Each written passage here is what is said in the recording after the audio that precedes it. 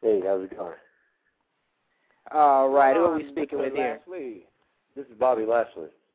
Our guest for the evening, guys, Mr. Bobby Lashley. Bobby, welcome to Hit the Ropes Radio. We're so glad to have you on this evening. Oh, thank you. I appreciate it. All right. Well, Bobby, we see here that you have the big MMA fight coming up here, June 27th against Bob Sapp. Talk to us a little bit about that. Well, like you said, it's going to be June 27th. It's a stacked card. It's a really good card. There's a lot of good fights on the card.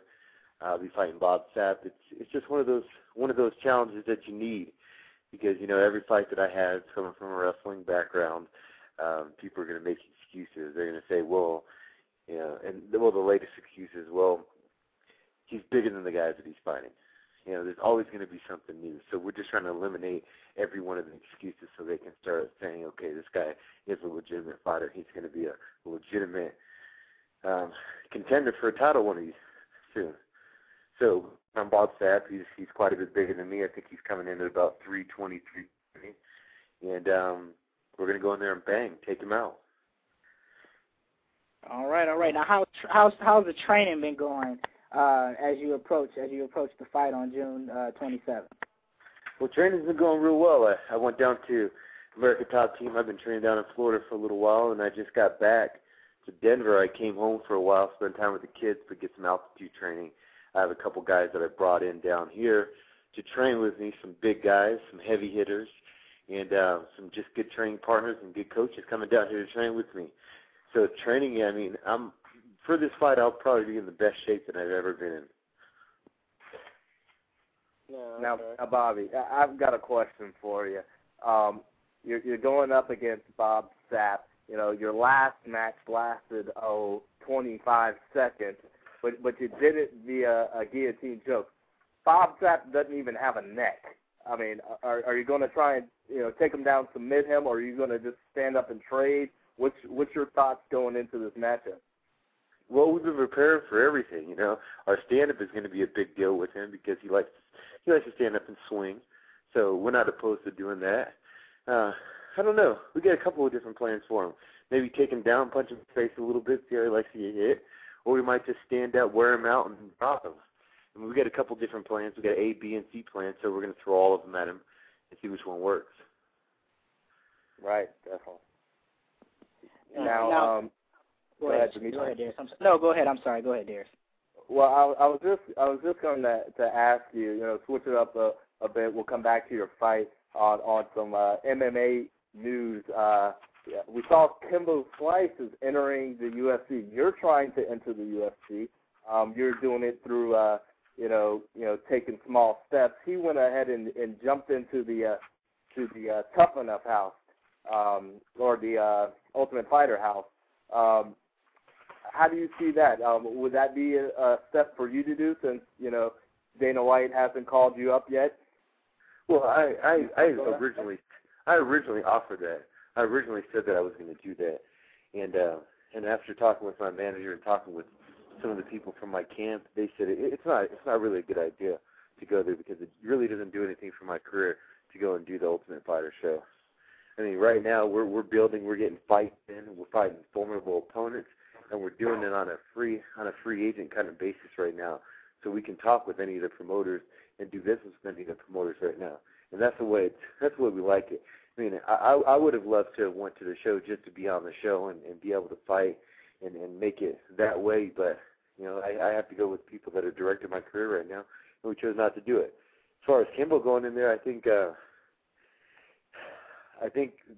best he can do is try to intimidate some of the guys in the house.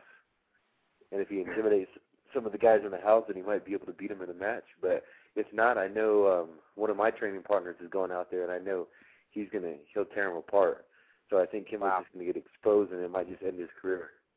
Wow. So, ergo, Bobby Lashley can destroy Kimbo Slice. Of course, man. All right. Is there anybody that you're not up to the task to maybe yet, as far as you're still, gaining your skills in the MMA world? Because you are fairly new. Is there anybody in the heavyweight division that if they booked a match with you against that you would balk on? Well, I don't think there's somebody that I would balk on. But I think that right now in my career, because I understand the learning curve in MMA, and I've been trying to play my career smart, and I'm working my way up. There are a handful of guys up there that have got their game really locked down. I mean, they're at the peak of their athletic performance. So I want to get there. I mean, and there's a lot to learn in getting there. You know, I work diligently with my boxing, with my stand-up coach. I work with the jiu-jitsu coach, and I'm moving really fast. But right now, I don't want to just jump up there and get that big money match. Right now, I'd rather continue building the way that I'm building, so that when that match comes, whoever the top guy is at the time, we're standing in front of them, everybody's going to want to see that fight, because they're going to say, these are two incredible warriors about to put on a fight, and everybody's going to pay to see it. Versus just going there now and saying, okay, well, Bobby has hype, he's still undefeated, we just don't know what he can do, and let's throw him in there against, I don't know, Fedor or Nogueira or one of those guys right now, and then try to bring something out of it. I don't think that's the route to go. Right. Definitely. Now, Bobby, from a wrestling perspective, there would probably be a ton of wrestling fans who would eventually love to see you go one-on-one with Brock Lesnar. You know, two guys who were both former WWE stars. What are your thoughts on maybe down the road that potentially happening? Oh, I think that would be a great fight. I think it would be. I'm all for it, and especially now. I mean, you know, being a heavyweight fighter right now, you have to have your sights set on the champ. And right now, Brock's the champ. And if there's a heavyweight out there that's not training with their eyes set on Brock, they might as well get out of the game. Because I believe if you're in this sport, you should be in this sport to win and to be the best that you can possibly be. And the best that you can possibly be right now is either the UFC champ, Affliction champ, Strikeforce champ. You have to be a champ. So, yeah, my sights are on Brock, of course. And then when the time comes, we get to clash. It's going to be a good one. Well, will this fight make you legit in naysayers' eyes with the win over Bob Sapp, because he's a big name? You know, Brock, you know, he got in to the UFC relatively quick. You know, you yourself have the amateur background, you know, the national championships and whatnot, and you know you've been dismantling some people. So will this fight be the one that says, okay, it's time for Bobby Lashley to prove himself in the UFC now? Hopefully, I would like to say yes, but I don't think that's going to be the case. I think they're going to have something else, and that's okay. I mean, we have time to build. I think it's a huge test, and it's going to give me a lot of legitimacy to go out there and beat him, just because he's a powerhouse. He's big. He has heavy hands. He's had several matches under his belt, and it's not somebody that I'm just going to be able to ragdoll. So I think it's going to be a really big step to beat him. Huge step. Now, why do you think that, you know, UFC is going to drag their feet and perhaps put another test in front of you before accepting you? I don't think it's so much them. I think it's more me. Because I'm telling you, in this sport, and any fighter right now, I will tell you, there's a lot to learn.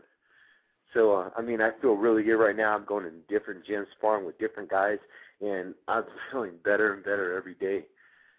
But for me, I like to be completely prepared when it's ready for the big test. And I don't want to just be somebody that's brought in the UFC, doing undercard fights, building my way up and stuff like that. I don't want to do that. When I go to the UFC, when we knock on Dana White's door, we want to say, okay, we're here to fight for a title.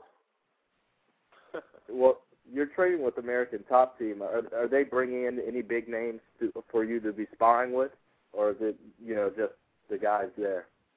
Oh yeah, man, American Top Team. At any point in time, you'll find probably 60 wrestlers in there. Last time when I was training last week, we had probably 8 heavyweights in there, top level heavyweights in there.